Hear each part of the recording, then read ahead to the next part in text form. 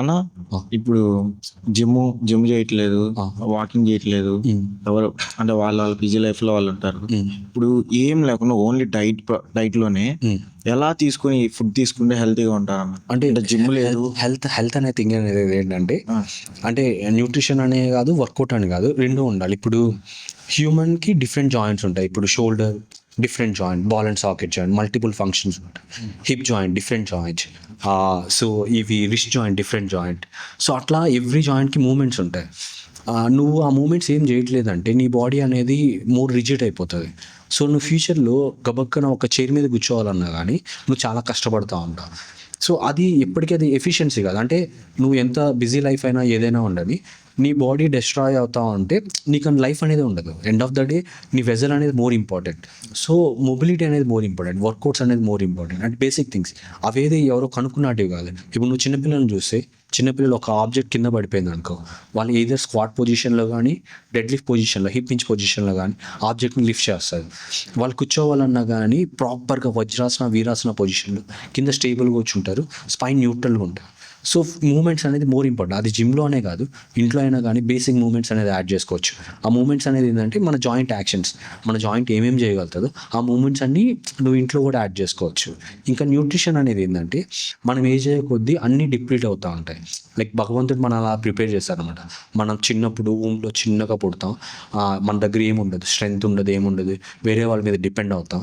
మనం ఏజ్ అయ్యే కొద్దీ ఒక స్పాట్ వస్తుంది, టీనేజ్ స్పాట్ వస్తుంది, మనం స్ట్రాంగ్ ఉంటాం. తర్వాత ఒక స్పాట్ వస్తుంది, మనం అన్నీ లూజ్ అవుతూ మనం ఒక పాయింట్లో చనిపోతాం. సో ఇది మన సైకిల్ అనమాట. ఆ సైకిల్ని మనం ఏం చేయలేం. ఎండ్ ఆఫ్ ద డే మనందరం చచ్చిపోతాం.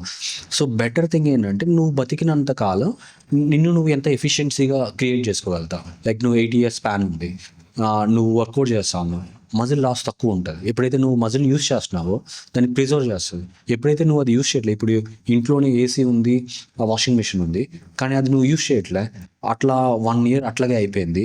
నువ్వేం చేస్తావు, దాన్ని సేవ్ చేయడానికి ట్రై చేస్తావు. ఎందుకు అది అనవసరంగా అడ్డంగా ఉంది, సో అది ఉంటే మనకేం బెనిఫిట్ ఏం లేదు కదా. సేమ్ బాడీ కూడా అలాగే ఆలోచిస్తుంది. ఎందుకు ఆలోచిస్తుంది అంటే, ఇప్పుడు మన బాడీ అనేది ఫంక్షనింగ్కి ఎనర్జీ కావాలి. నువ్వు రేపు ఫుడ్ ఇస్తావో లేదో బాడీ తెలియదు, నువ్వు లంచ్ ఇస్తావో తెలియదు, డిన్నర్ ఇస్తావో తెలియదు. బాడీ ఆటోమేటిక్ ఏంటంటే ఎవ్రీ టైం అనేది ప్రిజర్వ్ చేసుకుంటూ ఉంటుంది ఎనర్జీ. ఒకవేళ నువ్వు 2 days ఫుడ్ ఇవ్వలే, 2 days heart beat non stop కొట్టుకుంటూ ఉండాలి, కిడ్నీ ఫంక్షన్ చేస్తూ ఉండాలి, లివర్ ఫంక్షన్ చేస్తూ ఉండాలి, నువ్వు చూడాలన్నా ఎనర్జీ కావాలి, మాట్లాడాలన్నా ఎనర్జీ కావాలి, even any kind of muscle కాంట్రాక్షన్కి ఎనర్జీ కావాలి. సో బాడీ ఎప్పుడు ఏంటంటే ప్రిజర్వ్ రేంజ్లో ఉంటుంది. సో అందువల్ల ఏంటంటే ఎప్పుడైతే మనకి న్యూట్రియంట్స్ తక్కువ వస్తున్నాయో మజిల్ బ్రేక్ డౌన్ ఎక్కువ ప్రిఫర్ చేస్తుంది. మజిల్ అనేది లగ్జరీ ఐటమ్, ఎంత మజిల్ ఉంటే అంత క్యాలరీస్ యూజ్ చేసుకుంటా ఉంటుంది, దాని మెయింటెనెన్స్కి బ్రేక్ చేసుకుంటూ వస్తుంది. ఒక పాయింట్ తర్వాత మజిల్ తగ్గిపోతే ఏమవుతుందంటే జాయింట్స్ మీద లోడ్ పడుతుంది. అందుకే మనం సడన్గా పడిపోయినప్పుడు జాయింట్స్ బ్రేక్ అవడం. స్ట్రాంగర్ మజిల్ ఉన్నప్పుడు ఏంటంటే ప్రొటెక్షన్ ఎక్కువ ఉంటుంది, మూమెంట్ ఫాస్ట్గా ఉంటుంది, ఎఫిషియన్సీగా ఉంటుంది. సో ఎనీ కైండ్ ఆఫ్ అది పర్సనల్ చాయిస్ లాగా అనమాట. సో న్యూట్రిషన్ మీద హెల్తీగా ఉండాలి, ఓన్లీ వర్కౌట్ మీద హెల్తీగా ఉండాలి.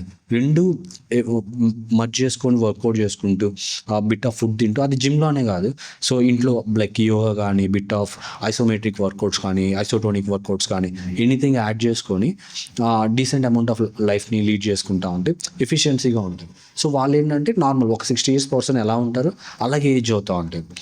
మోర్ ఆఫ్ సైంటిఫికల్గా అన్నిటి మీద వర్క్ చేస్తున్నాం.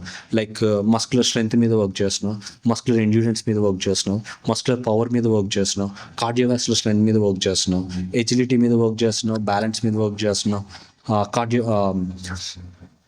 కార్డియోవాస్కులర్ స్ట్రెంగ్త్ కానీ, ఎండ్యూరెన్స్ కానీ, వీటన్నిటి మీద వర్క్ చేస్తూ ఉంటే ఆటోమేటిక్గా నీ ఫ్యూచర్ అనేది బెటర్గా ఉంటుంది. లైక్ నీ జాయింట్స్ ఎలా ఉంటాయంటే ఒక టీనేజర్లో పర్సన్ ఎలా ఉన్నాడో అలా నువ్వు 60 yearsలో కూడా నువ్వు ప్రొటెక్ట్ చేసుకోగలుగుతావు. అది నీ డిసిప్లిన్ లైఫ్ స్టైల్ అనమాట. సో అట్లా మన బోన్ స్ట్రెంత్ పెరగడానికి మీరు ఒకటి చెప్పారు నాకు.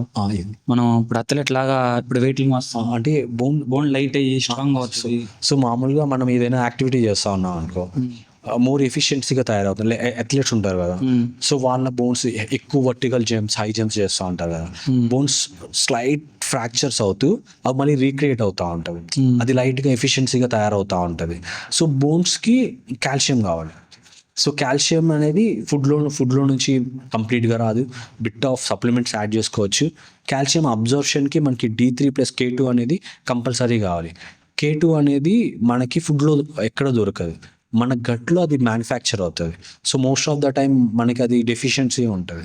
So bit of calcium supplement add చేసుకొని దాంతోపాటు K2 D3 అనేది బ్యాలెన్స్ చేసుకుంటే, లైక్ ఎగ్జాంపుల్ నీకు ఫుడ్లో నుంచి నేచర్ పరంగా నీకు ఒక 1000 IU విటమిన్ D3 వస్తుంది, డెఫిషియన్సీ ఇంకొక 1000 ఉందనుకో, ఆ 1000ని నువ్వు సప్లిమెంట్ రూపంలో యాడ్ చేసుకోవచ్చు.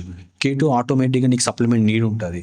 కాల్షియం అనేది ఫుడ్లోంచి నీకు అంత ఎఫిషియన్సీగా రాకపోతే, నీకు డెఫిషియన్సీ ఉంటే, కాల్షియం డెఫిషియన్సీ ఉంటే కాల్షియం టాబ్లెట్ యాడ్ చేసుకోవచ్చు, లైక్ 500 ml. ఎండలో తిరిగితే సరిపోదన్న కాల్షియం అంటే D3 అనేది ఎండ్లో ఉంటే D3 అంటే విటమిన్ డి అనేది మన బాడీ లోపల ప్రొడ్యూస్ అవుతుంది. లైక్ దానికి కూడా న్యూట్రియంట్స్ కావాలి. ఇప్పుడు ఫుడ్లోంచి కూడా మనకి విటమిన్ డి ఉంటుంది. సో D2 అనేది ఇన్యాక్టివ్ ఫామ్ అనమాట, D3 అనేది యాక్టివ్ ఫామ్ అనమాట. ఎప్పుడైతే మనకి సన్లైట్లో ప్రెజెన్స్ ఎక్కువ ఉంటుందో మనకి D2 అనేది D3గా కన్వర్ట్ అవుతుంది. కానీ ఎండ్ ఆఫ్ ద డే అది ఎఫిషియన్సీగా ఉండదు. ఇప్పుడు ఎవరు చెక్ చేసుకున్నా సరిపోదు. ఇప్పుడు నువ్వు చెక్ చేసుకున్నా, నేను చెక్ చేసుకున్నా, మన ఇండియన్స్ అందరూ ఏంటంటే విటమిన్ D3 డెఫిషియన్సీలోనే ఉంటారు. డెఫిషియన్సీలోనే ఉంటారు. అంటే ఎండలో నుంచి సరిపోదు, ఎఫిషియన్సీగా దొరకదు. అంటే అంత ఇప్పుడు నువ్వు 1 hour 2 hours కూర్చున్నా కానీ నువ్వు 1 year అది ట్రై చేస్తాడు. నీది ఇప్పుడు నార్మల్గా లెవెల్స్ ఎలా ఉంటుందంటే అండర్ 15 ఉంటే ఇన్సఫిషియంట్, 30 దగ్గరలో ఉంటే sufficient, more than 30 to 100 grams వరకు ఏంటంటే అది లెవెల్స్ అనమాట. అది 100 కన్నా ఎక్కువ ఉంటే అది ఇంకా టాక్సిసిటీ. ఎక్కువ D3 ఉంటే కూడా మనకి ర్యాషెస్ అవి ఫామ్ అవుతాయి, దాని రిలేటెడ్ టాక్సిసిటీ సిమ్టమ్స్ అనేది క్రియేట్ అవుతూ ఉంటాయి. సో ఎప్పుడైతే మనం ఇవన్నీ ఏంటంటే నువ్వు ఏదైనా ఫాలో అవ్వాలంటే నువ్వు చెక్ చేయించుకోవచ్చు. అంటే నీ ప్రెజెంట్ లెవెల్స్ ఎలా ఉన్నాయి, అవి డెఫిషియన్సీ ఉంటేనే నువ్వు వాటిని యాడ్ చేసుకోవచ్చు. ఎండ్ ఆఫ్ ద డే నీకు బోన్స్ అనేది స్ట్రాంగ్ ఉండాలంటే ఫుడ్లోంచి 100% రాదు, బిట్ ఆఫ్ సప్లిమెంటేషన్ కూడా యాడ్ చేసుకోవాలి. అలానే ఎక్సర్సైజ్ చేసి స్ట్రాంగ్ చేసుకోవాలి ఎఫిషియన్సీగా. ఎందుకంటే ఇప్పుడు అందరికి వానాకాలం 50 సంవత్సరాల పైన వాళ్ళందరూ కింద పడి తిరిగిపోతుంది పట్టకంటున్నాయి. వాళ్ళు ముందు నుంచి ఎక్సర్సైజ్ చేసుకుంటూ ఉంటే స్ట్రాంగ్. సో వాళ్ళకి ఇరగడానికి రీజన్ అనేది బోన్ ఒక్కటే కాదు, మజిల్ లేదు. ఓకే, సో మజిల్ ఉంటే బోన్ ప్రొటెక్ట్ చేస్తుంది. తక్కువ మజిల్ ఉన్నప్పుడు ఆటోమేటిక్గా బోన్ మీద లోడ్ ఎక్కువ పడుతుంది. ఓకే, లైక్ ఎగ్జాంపుల్ నువ్వు వర్కౌట్ చేస్తా ఉన్నప్పుడు కూడా నువ్వు మజిల్ కాంటాక్ట్ చేసినప్పుడు నీకు డిఫరెంట్ చేస్తా ఉంటుంది, అంటే కంప్లీట్గా.